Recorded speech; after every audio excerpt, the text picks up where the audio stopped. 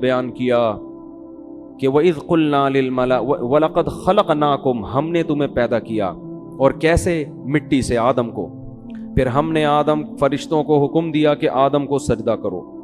یہ ہمیں دنیا میں جب لایا جا رہا ہے تو ہمیں پروٹوکول دیا جا رہا ہے، اور جو آدم کو نہیں مانتے، جو کہتے ہیں بندر سے انسان بنائے، انہوں نے انسان کو پروٹوکول بولو نہیں دیا، انہوں نے تو انسان کی ایک اتفاقی حادثے کا نتیجہ ہے وہ تو پھر انسان کی قابل عزت تھوڑی ہوا۔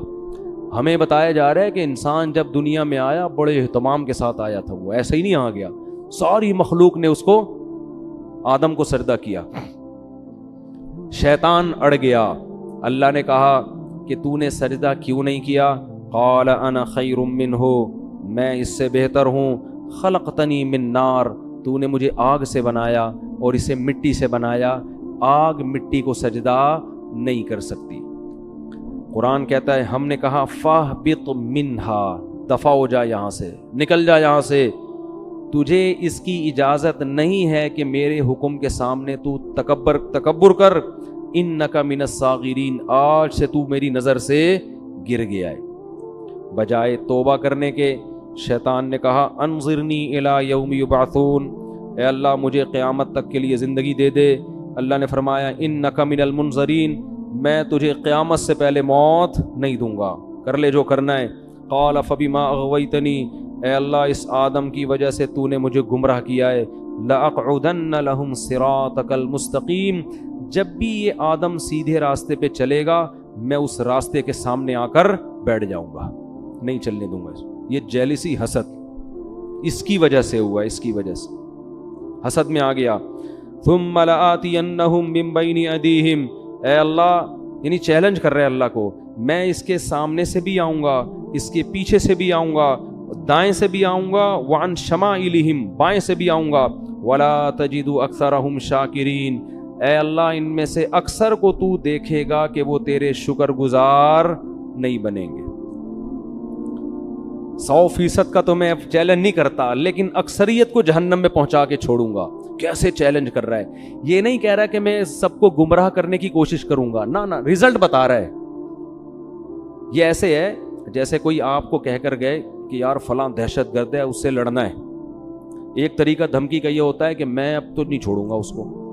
ایک طریقہ ہوتا ہے کہ آپ دیکھ لینا کل صبح اخبار میں اس کی رپورٹ آ جائے گی، یعنی خبر بتا رہے ہوتے ہیں نا کہ بس یہ سمجھو کہ یہ کام ہے بھائی، ہو گیا، بس سمجھو کہ یہ، بس آپ نے مجھے کہہ دیا نا کل صبح اخبار میں آ جائے گا وہ۔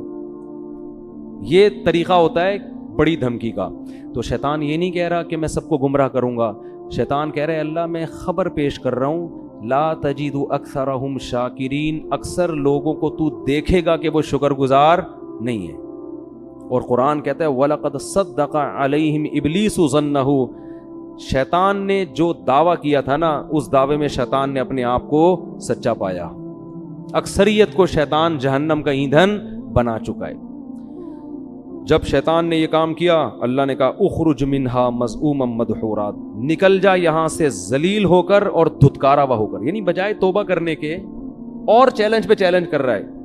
اور پھر اللہ نے فرمایا لمن تبعک منہم، ٹھیک ہے میں نے تجھے لوگوں میں چھوڑ دیا تو ان کو گمراہ کر، لیکن میں تجھے بتاؤں کہ جو تجھے فالو کریں گے لَأَمْلَأَنَّ جَهَنَّمَ مِنْكُمْ أَجْمَعِينَ، تجھ سمیت ان لوگوں کو تیرے ساتھ جہنم میں ڈال کے جہنم کو میں بھر دوں گا۔ میں بھی جہنم بھرنے میں بخل سے کام نہیں لوں گا، لیکن میں یہ بات تیری لوگوں کو بتاؤں گا ضرور کہ وہ تمہارے پیچھے پڑا ہوا ہے۔ اس کے بعد اللہ نے آدم علیہ السلام سے، ادھر تو اللہ کا مکالمہ کس سے چل رہا ہے بھائی؟ شیطان سے، چل جا تجھے مہلت دی، پنجہ آزما تو جا کے۔ ادھر اللہ نے آدم علیہ السلام سے خطاب کیا وَيَا آدم، اور اے آدم، اسکن انتا وزوجک الجنہ، تو اور تیری بیوی دونوں کہاں زندگی گزارو؟ جنت میں، جنت میں عیش و عشرت کرو، اور فَكُلَا مِنْ حَيْثُ شِئْتُمَا، تم دونوں کو میں کہہ رہا ہوں پوری جنت تمہارے لیے میں نے حلال کر دی، جہاں سے کھاؤ چاہو کھاؤ پیو۔ وَلَا تَقْرَبَا هَٰذِهِ الشَّجَرَةَ، یہ والا جو درخت ہے کھانا تو دور کی بات، اس کے قریب بھی مت جانا، اس کے قریب بھی مت جانا فتکونا من الظالمین، دونوں ظالمین میں سے ہو جاؤ گے. فوس شیطان آ گیا. اس نے کیسا ہوشیار ہے، چلو پہلے آدمی کو چھوڑ دیتا کہ کل سے میں اپنا کام ابھی تھوڑا ریسٹ کر لوں، ابھی تو دھمکیاں ومکیاں چلی ہیں، ذرا ایک ہفتہ ریسٹ کرتا ہوں، تھوڑا آرام کرتا ہوں، اس کے بعد پھر جو ہے کوشش کریں گے. ویژنری لوگ جو ہے نا وہ ریسٹ نہیں، چاہے اچھا ویژن ہو چاہے برا ویژن، اس سے پتہ چلتا ہے. اور شیطان اس میں کامیاب بھی ہوا. قرآن کہہ رہے اکثریت کہاں جائے گی؟ جہنم میں. شیطان نے جو کہا تھا نا کر کے دکھایا، لیکن بے وقوف یہ نہیں دیکھ رہا کہ میں بھی تو جا رہا ہوں ٹھیک ہے نا، یہ بے وقوفی ہے اس کی. اس نے کہا کوئی بات نہیں، ہم بھی جائیں گے، ان کو بھی لے کے مریں گے. تو اسی وقت سے شیطان نے کام اپنا شروع کر دیا. یہ جنت میں کیوں چلے گئے؟ قرآن کہتا ہے فوسوس لہما الشیطان، دونوں کو جا کے دل میں وسوسے ڈالنا شروع کیے شیطان نے، دل میں وسوسے. لیبدیہما ما وقال ما نہاکما ربکما عن ہذہ الشجرہ، ان کے دل میں جا کے خیالات ڈالے کہ دیکھو پوری جنت میں ہر چیز کھانے کی اللہ نے اجازت دے دی ہے، یہی والے پہ پابندی لگائی ہے، اس کا مطلب اس میں کچھ ایسی خاص چیز ہے جو دوسروں میں نہیں ہے. یہ انسان کی نیچر ہے کہ جس چیز سے روکا جائے نا، آپ تجربہ کر کے دیکھ لیں، گھر میں نا ایک الماری رکھیں اور ہر جو دراز ہوتی ہے نا اس میں کسی میں لاک نہ لگائیں، ایک میں لاک لگا دیں، اس میں کچھ بھی نہیں ہے، اس میں مری ہوئی چھپکلیاں ڈال دیں آپ. بے شک بچوں کو بولیں کہ اس کو نہیں کھولنا، بچے کسی کو نہیں کھولیں گے سوائے اسی کو کھولنے کی، ان کو ہوگا. وہ یہ شیطان وسوسے ڈالتا ہے، وہ نافرمانی کرواتا ہے. اب آدم علیہ الصلوۃ والسلام کے دل میں اور اماں حوا ان کی زوجہ، دونوں کے دل میں شیطان نے وسوسہ ڈالا اور کہنے لگا ما نہاکما ربکما عن ہذہ الشجرہ، دیکھو اس درخت میں کچھ تو ہے، اللہ چاہتا ہے کہ تمہیں جنت تو ملے لیکن وقتی، عارضی، موت تو ہے نا، وہ تو یہاں بھی مرو گے تم. تو لگتا ہے کہ اس درخت میں ایک چیز ہے کہ یہ درخت کھاتے ہی ہمیشہ زندگی، موت، یہ ایسی ویکسین لگ جائے گی یہ کورونا سے حفاظت کی ویکسین ہے، اور کورونا نہیں بلکہ یہ موت سے حفاظت کی کیا ہے؟ ویکسین ہے. یہ کھاتے ہی موت پروف ہو جاؤ گے. اور دوسری بات، فرشتے بن جاؤ گے جن کی ہزاروں سال عمریں ہوتی ہیں. یہ چکر ہے. قرآن کہتا ہے ایسے دل میں بار بار بار بار. اب پیغمبر جو ہے نا ان کے بارے میں پوری امت کا اجماع ہے، ان سے صریح نافرمانی نہیں ہوتی. البتہ یہ ضرور ہے کہ ان سے اجتہادی غلطی ہو جاتی ہے. تو علماء کہتے ہیں کہ آدم علیہ السلام کے دل میں خیال آیا اور اماں حوا کے کہ اللہ نے یہ والا درخت منع کیا ہے نا، تو یہی درخت وہاں بھی اگا ہوا ہے، وہاں بھی اگا ہوا ہے، تو وہاں سے کھا لیتے ہیں، کیونکہ اللہ نے تو حاضی ہی کہا تھا یہ والا. حالانکہ اللہ کی مراد یہ تھی کہ یہ کا مطلب پوری جنت میں کہیں بھی یہ والا درخت نہیں کھانا. تو آدم علیہ السلام نے تعویل کر لی، اماں حوا نے بھی، یہ والا کا ہے وہ والا تھوڑی کا ہے. اور شیطان وسوسے ڈال رہا ہے کہ کھا لو بھائی، کھا لو بھائی. جا کے قرآن کہتا ہے فلما ذاق الشجرہ، کھانا تو دور کی بات، ابھی زبان پہ پھل کو رکھا اور چکھا ہی تھا، فوراً اللہ کی طرف سے پہلا عذاب کیا آیا، وطفقا بدت لہما سوآتہما، اللہ نے دونوں سے جنت کا لباس چھین لیا، دونوں برہنہ ہو گئے.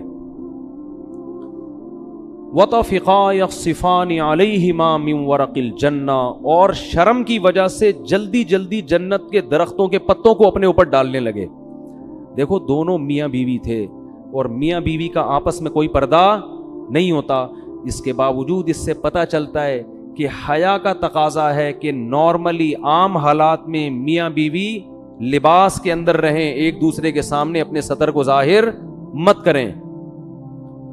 اس سے آپ اندازہ لگاؤ کہ جو ہماری لبرل خواتین جو کسی کی بیوی بھی نہیں ہیں، غیر محرم مرد کے سامنے نارمل حالات میں نیم برہنہ لباس پہن کے گھومتی ہیں، قرآن کی نظر میں وہ کس قدر بے حیا ہیں. یعنی بیوی کو بھی کہا جا رہا ہے کہ نارمل حالات میں جب میاں بیوی کا کوئی ریلیشن نہ ہو اس وقت تو نارمل پراپر ڈریس میں ہونا چاہیے، حالانکہ میاں بیوی کا کوئی پردہ نہیں ہے، لیکن یہ حیا کا تقاضا ہے. اور وہ عورت جو کسی ایسے مرد کے سامنے اپنے جسم کو ظاہر کرتی ہے جو اس کا شوہر بھی نہیں ہے اور نارملی اس ڈریس میں گھومتی ہے، اسکرٹ پہن کے گھوم رہی ہیں, سلیو لیس کپڑے پہن کے گھوم رہی ہیں. اس کا مطلب یہ لوگ آدم علیہ السلام اور اماں حوا کی نیچر پر نہیں ہے, انہوں نے اپنی خاندانی پرمپرا کو چھوڑ دیا ہے. اصل تو ہمارا خاندان آدم اور حوا والا ہے نا, یہ اپنے کلچر کو فالو نہیں کر رہے, یہ آدم اور حوا کی نیچر پہ نہیں ہے, یہ فطرت پہ نہیں ہے یہ لوگ. تو فطرت اس کا تقاضا کرتی ہے کہ میاں بیوی بھی عام حالات میں, نارمل حالت میں وہ ایک دوسرے کے سامنے اپنے جسم کو ظاہر کرتے ہوئے شرم محسوس کرتے ہیں. تو اب القرآن کہتا ہے فَطَفِقَا يَخْصِفَانِ عَلَيْهِ وَنَادَاهُمَا رَبُّهُمَا, فوراً رب نے ان دونوں کو پکارا. أَلَمْ أَنْهَكُمَا عَنْ تِلْكُمَا الشَّجَرَةِ, کیا میں نے تم دونوں کو منع نہیں کیا تھا یہ درخت مت کھانا. وَأَقُلْ لَكُمَا إِنَّ